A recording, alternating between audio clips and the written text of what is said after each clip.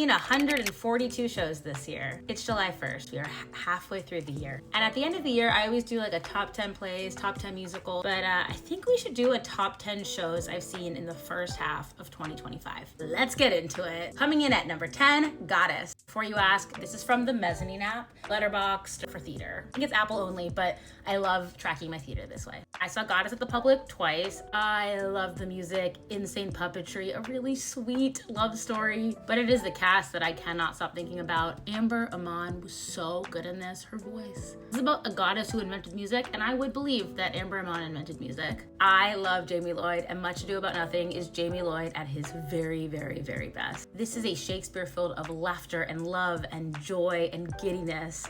And Jamie was able to capture all of this in this adaptation. It's weird in all of the Jamie Lloyd ways, but it just works on every level for me. And Tom Hiddleston and Haley Atwell, just delightful. I hope this comes to New York. Coming in at 8th, Real Women Have Curves. I got to see this twice on Broadway. I wish I had seen it more. It closed. It's devastating to me. I just love this show so much. The cast, the music, and of course the storyline. It is a story about immigrants. It is a story about how America is made by immigrants. And I hope this goes on tour and is done regionally forever. Would this be a list of mine if Joshua Harmon was not on it? It is his most personal work yet.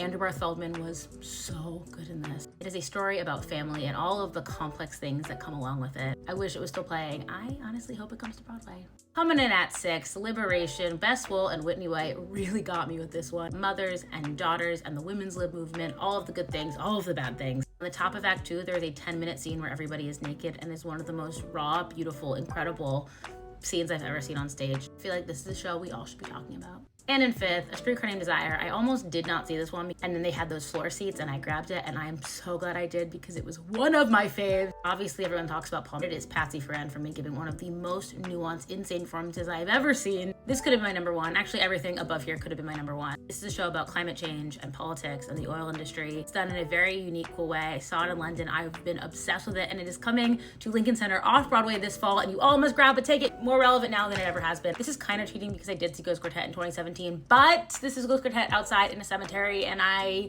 can't stop talking about it. And maybe it's recency bias because I just saw it on Sunday, but I just think this show is so weird and wonderful, and Dave Malloy in all of the best ways. And watching a show outside surrounded by fireflies is an experience I think everyone in the world should have to have. Coming in at 2, you can actually still go see this one, and you should if you haven't, especially if you were ever a teenage girl. It is a must. I don't want to spoil anything, but you gotta go. This show healed something inside me. And this is not going to be a surprise to anyone who has spoken to me in the last year. Curious Case of Benjamin Button, number 1 show of the year. I'm literally changing my flight to fly into London earlier so I can see this again before it closes. The cast album is already out, so go and listen to it. Actors playing their own instruments, playing multiple parts, a fable and a folktale and a love story. I know I have 6 more months, but I don't see anything taking this out of first place, to be 100% honest with you. Those are my top 10. I do have some honorable mentions, a lot of honorable mentions. 2 DC shows, A Wrinkle in Time at Arena Stage and Schmigadoon at the Kennedy Center. The Magic City at New Victory Children's Theater, like, exploded my brain. New York Theater Workshops, Becoming Eve, I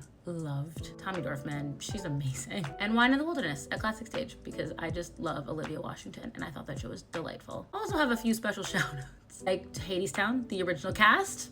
Got to see that this year. That was wild. And Hadestown, the cast with Melanie LeBerry and Rachel Tucker. I saw them 3 times in a week. 3 of my favorite Fringe shows came to New York: My Mother's Funeral, To Free a Mockingbird, and My Son's a Queer, But What Can You Do? All 3 shows I deeply loved in Edinburgh. So glad I got to see them again. Hope Fringe this year is as good as last year. I am going back. And finally, the Parade National Tour, because I love Talia Sussgauer and Max Turnin so much. If you can go see that at the Kennedy Center, I would highly, highly, highly, highly recommend. Anyway, it has been a big year, and we have 6 more months to go and so much more theater to see.